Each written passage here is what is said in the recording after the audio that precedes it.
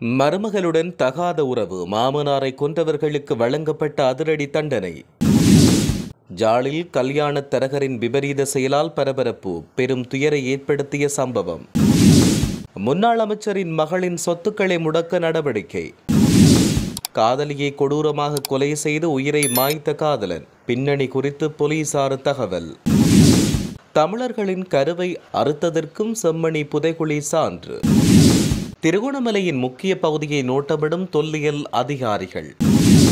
பட்டப்பகலில் வீடு புகுந்து கத்தி முனையில் தங்க நகை கொள்ளை. உயிர்த்த ஞாயிறு தாக்குதல், இராணுவத்துடன் தொடர்பு படுத்த சர்வதேச சூழ்ச்சி, அம்பலப்படுத்தப்படும் தகவல். நாட்டில் மூடப்படவுள்ள பல பாடசாலைகள், சபையில் அறிவித்த ஜனாதிபதி. மனித புதைகுழியாகும் தமிழர் தாயகம், நீதி கோரி மக்கள் போராட்டம். தொடர்பென விரிவான செய்திகள். தன்னுடைய மகனின் மனைவியுடன் கள்ள தொடர்பு வைத்திருந்த ஒருவரை தடிகளால் அடித்துக் கொன்ற குற்றச்சாட்டில் 4 பிரதிவாதிகளுக்கு மரண தண்டனை விதிக்கப்பட்டுள்ளது. தனது மகனின் மனைவியுடன் கள்ள தொடர்பு வைத்திருந்த ஒருவரை தடிகளால் அடித்துக் கொண்ட குற்றச்சாட்டில் தந்தை மற்றும் 2 மகன்களையும் குற்றவாளிகள் என்று கண்டறிந்த புலனறுவை மேல் நீதிமன்ற நீதிபதி 4 பிரதிவாதிகளுக்கும் மரண தண்டனை விதித்துள்ளார். கிங்குராகொட உனகல வெகர சந்தன பொக்குன 10ஐச் சேர்ந்த 2 தந்தை மற்றும் மகன் உட்பட 4 பிரதிவாதிகளுக்கு இந்த தண்டனை விதிக்கப்பட்டுள்ளது. இந்த வழக்கில் 5வது மற்றும் 6வது பிரதிவாதிகளாக பெயரிடப்பட்ட 2 பிரதிவாதிகளுக்கு சட்ட அதிபர் குற்றப்பத்திரிகை ஒப்படைத்தார். மேலும் 2 பிரதிவாதிகளும் விசாரணையின் போது இறந்துவிட்டதாக குறிப்பிடப்பட்டது. பிரதிவாதிகளுக்கு எதிரான குற்றச்சாட்டுக்களை நியாயமான சந்தேகத்திற்கிடமின்றி நிரூபிப்பதில் நிரூபிக்கப்பட்டிருப்பதாக குறிப்பிடப்பட்டுள்ளது. யாழில் திருமண தரகு பணம் கொடுக்காததால் மனவிரக்தி அடைந்தவர் தரகர் ஒருவர் தவறான முடிவெடுத்து உயிர் மாய்த்துள்ளார். சுன்னாகம் சூராவத்தி பகுதியைச் சேர்ந்த 62 வயதான ஒருவரே இவ்வாறு உயிரிழந்தார். இவர் தன்னுடைய சொந்த ஊரில் திருமணம் ஒன்றுக்கு தரகராக செயற்பட்டார். இந்நிலையில் அவருக்கான தரகு பணம் கொடுக்கப்படவில்லை. இவ்வாறான நிலையில் இந்த விடயத்தை அவர் இணக்க சபை நீதிமன்றம் வரை கொண்டு சென்றார். இருப்பினும் அவர் பதிவு செய்யப்படாத தரகர் என்ற ரீதியில் அவருக்குரிய பணம் கொடுக்கப்படவில்லை. இவ்வாறான சூழ்நிலையில் உரும்பிராய் வடக்கு பகுதியில் உள்ள வயலுக்கு சென்று விஷமருந்தி உயிர் மாய்த்துள்ளார். பின்னர் அவரின் சடலம் மீட்கப்பட்டு யாழ் போதனா வைத்தியசாலைக்கு கொண்டு செல்லப்பட்டு உடற்கூற்று பரிசோதனைகள் மேற்கொள்ளப்பட்டுள்ளன. போலீசாரை ஏமாற்றி வரும் நாடாளுமன்ற உறுப்பினர் ரோஹித அபேகுணத்தவனின் மகள் சரணடையவில்லை என்றால் அவரது சொத்துக்களை முடக்க உத்தரவை பிறப்போம் என போலீசார் எச்சரிக்கை விடுத்துள்ளனர். இந்த நிலையில் அவரும் அவருடைய கணவரும் தங்கியிருப்பதாக தகவல் கிடைத்து பல இடங்களில் போலீசார் சோதனை செய்தனர்.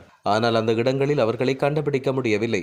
நாடாளுமன்ற உறுப்பினர் ரோஹித அபேகுணவத்தவனின் மகள் பல சந்தர்ப்பங்களில் ஒன்றிணைக்கப்பட்ட ஜீப் தொடர்பான விசாரணை தொடர்பில் கைது செய்யப்பட உள்ளார்.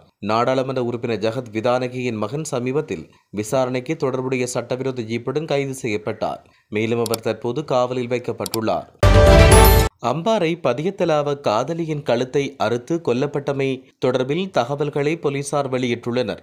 மரங்கல பகுதியில் நேற்று அதிகாலை வீட்டுக்கு நுழைந்த இளைஞன் வீட்டில் இருந்த தனது 22 வயது காதலியின் கழுத்தை அறுத்து அவரது தாயையும் தந்தையும் பலத்த காயப்படுத்தி பின்னர் தன் கழுத்தை அறுத்து உயிர் மாய்த்தார். பெண் தன்னுடைய 3 வருட உறவை முறித்துக் கொண்ட நிலையில் கோபமடைந்த காதலன் இந்த குற்றத்தை செய்ததாக போலீசில் விசாரணைகள் தெரிய வந்துள்ளது. காதலனால் கத்தியால் குத்தப்பட்டவர் 22 வயதுடைய TM சரோஜா உதயங்கனி என தெரிய வந்துள்ளது. மேலும் தாக்குதலுக்குள்ளான 62 வயதுடைய தந்தை மற்றும் 60 வயதுடைய தாயார் மட்டக்களப்பு மருத்துவமனையில் அனுமதிக்கப்பட்டுள்ளதாக தெரிவிக்கப்பட்டுள்ளது. இந்த இளைஞன் சரோஜாவுக்கு பணம் மற்றும் பல்வேறு வழிகளில் உதவி செய்து அவரை திருமணம் செய்து கொள்ள எதிர்பார்த்ததாக தெரிவிக்கப்பட்டது. எனினும் சில காலத்துக்கு முன்னர் சரோஜா அந்த இளைஞனுடன் கொண்டிருந்த காதல் உறவை நிறுத்தியுள்ளார். அவருடைய பெற்றோரும் அந்த இளைஞனை எதிர்த்தனர். இதன் காரணமாக அந்த இளைஞன் சரோஜா மீதும் அவருடைய குடும்ப உறுப்பினர்கள் மீதும் கடும் வெறுப்பை கொண்டிருந்த நிலையில் இவ்வாறு கொலை செய்யப்பட்டுள்ளதாக தெரிவிக்கப்பட்டுள்ளது. தமிழர்களின் கருவை கூட அறுத்துள்ளனர் என்பதற்கு செம்மணி புதைகுழி சான்றாகும். இவ்வாறு இலங்கை தமிழரசு கட்சியின் அம்பாறை மாவட்ட நாடாளுமன்ற உறுப்பினர் கவேந்திரன் கோடீஸ்வரன் தெரிவித்தார். குழந்தைகள், சிறுவர்கள், முதியவர்கள் என பலரும் புதைக்கப்பட்டுள்ளனர். குறிப்பாக தாயின் கருவில் தமிழர்களின் கருவை கூட அறுத்துள்ளனர். தமிழின படுகொலை நடந்துள்ளது என்பதற்கு இது அத்தாட்சியாகும் என்றும் அவர் மேலும் தெரிவித்திருந்தார். திருகோணமலை வெறுகல் பிரதேச செயலக பிரிவில் உள்ள தொல்லியல் இடங்களுக்கு சென்று பார்வையிட்டு கள ஆய்வு செய்ய நடவடிக்கை ஒன்றை தொல்லியல் அதிகாரிகள் மேற்கொண்டுள்ளனர். குறித்த கள ஆய்வு இன்று முன்னெடுக்கப்பட்டுள்ளது. இதன்படி தொல்லியல் அதிகாரிகள், வெறுகல் பிரதேச செயலாளர், பிரதேச சபை தவிசாளர், பாதுகாப்பு அதிகாரிகள், வனஜீவராசிகள் திணைக்களத்தினர் என பலரின் பிரசன்னத்துடன் இந்த விஜயம் இடம்பெற்றுள்ளது. வெறுகல் பிரதேச செயலக பிரிவில் உள்ள அதிகமான இடங்கள், குறிப்பாக குடியிருப்பு காணிகள், விவசாய காணிகள் என பல இடங்கள் தொல்லியல் பகுதிக்குள் காணப்படுவதாக தெரிவிக்கப்பட்டுள்ளது. மன்னார் நானாட்டான் பிரதேச செயலாளர் பிரிவில் நானாட்டான் முருங்கன் வீதியில் வசித்து வரும் ஓய்வு பெற்ற ஆசிரியை ஒருவரின் வீட்டில் புகுந்த முகமூடித்தருடன் கத்தியை காட்டி மிரட்டி கழுத்தில் இருந்த தங்கச்சங்கிலியை கொள்ளையடித்து சென்றுள்ளார். இச்சம்பவம் நேற்று மாலை 4:30 மணிக்கு இடம்பெற்றது. குறித்த ஆசிரியர் வீட்டில் தனிமையில் இருந்தபோது பின்பக்க வேலியால் வீட்டுக்குள் புகுந்ததுடன் சத்தம் போடக்கூடாது என்று கத்தி முனையில் மிரட்டி ஆசிரியரின் கழுத்தில் அணிந்திருந்த சங்கிலியை கொள்ளையிட்டதோடு குறித்த ஆசிரியரின் கையில் அணிந்திருந்த வளையல்களை கழற்ற முடியாமல் விட்டு அங்கு தப்பிச் சென்றதாக தெரிவிக்கப்பட்டுள்ளது. இது தொடர்பான விசாரணைகளை போலீசார் மேற்கொண்டு வருவதாகவும் கூறப்பட்டுள்ளது. உயிர்த்த ஞாயிறு தாக்குதல் சம்பவத்தை இராணுவத்தோடு தொடர்புபடுத்தும் சர்வதேச சூழ்ச்சி இடம்பெறுகிறது என முன்னாள் அமைச்சர் உதய கம்மன்பில தெரிவித்தார். காவல்துறை சேவையிலிருந்து நீக்கப்பட்டுள்ள நிலந்த ஜெயவர்தனவுக்காக அல்ல, உண்மை மற்றும் நீதிக்காகவே நான் குரல் கொடுக்கிறேன். இலங்கை வரலாற்றில் என்றும் இல்லாத வகையில் தாக்குதல் சம்பவம் தொடர்பில் அனைத்து தகவல்களையும் முன்கூட்டியே புலனாய்வாளர்கள் கண்டுபிடித்து வழங்கியிருந்தனர். இப்படியான புலனாய்வாளர்கள் தண்டிக்கப்பட்டால் இதன் பின்னர் 1000 குண்டுகள் வெடித்தாலும் தகவல்களை வெளியிட புலனாய்வாளர்கள் முன்வர மாட்டார்கள். எமது இராணுவத்தை பாதுகாக்க வேண்டிய பொறுப்பு, நீதி மற்றும் உண்மைக்கான முன்னிலையாகும் பொறுப்பு என்பன எம்முன் உள்ளது. அதற்காக நாம் முன்னிலையாகுவோம் என அவர் இதன் போது குறிப்பிட்டுள்ளார். சில பிரதேசங்களில் உள்ள பாடசாலைகளை முழுமையாக மூட வேண்டும் என ஜனாதிபதி அன்ருகுமார திசாநாயக்க தெரிவித்துள்ளார். சபையில் இன்று ஆற்றிய விசேட உரையில் அவர் இவ்வாறு தெரிவித்தார். ஜனாதிபதி அனுர பாடசாலைகளின் தற்போதைய நிலவரம் தொடர்பில் புள்ளி விவரங்களுடன் எடுத்துரைத்தார். 98 பாடசாலைகளில் ஒரு மாணவனும் இல்லை. 115 பாடசாலைகளில் 10 மாணவர்களுக்கு குறைவு. 20 மாணவர்களுக்கு குறைவான பாடசாலை 406 உள்ளது. 30 மாணவர்களுக்கு குறைவான பாடசாலை 752 உள்ளது. அத்துடன் 40 மாணவர்களுக்கு குறைவான உள்ள பாடசாலைகளின் எண்ணிக்கை 1141 என்றும் 50 மாணவர்களுக்கு குறைவான பாடசாலைகளின் எண்ணிக்கை 1506 ஆகும் என்றும் ஜனாதிபதி சுட்டிக்காட்டினார். எனவே சில பிரதேசங்களில் உள்ள பாடசாலைகளை முழுமையாக மூட வேண்டும், சில பாடசாலைகளை இணைக்க வேண்டும், இன்னும் சில பிரதேசங்களில் புதிதாக பாடசாலைகளை உருவாக்க வேண்டும் என ஜனாதிபதி அனுரகுமார திசாநாயக்க இதன்போது சுட்டிக்காட்டியிருந்தார்.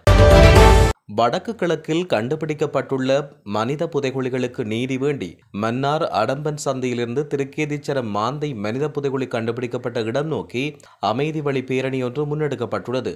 குறித்த அமைதி வழி பேரணி மாந்தை மேற்கு வெகுஜன அமைப்புகளின் ஒன்றியத்தின் ஏற்பாட்டில் இடம்பெற்றது. மாந்தை மேற்கு பிரதேச செயலாளர் பிரிவில் உள்ள அடம்பன் சந்தையில் இன்று வியாழக்கிழமை காலை 10 மணிக்கு குறித்த அமைதி வழி பேரணி ஆரம்பிக்கப்பட்டது.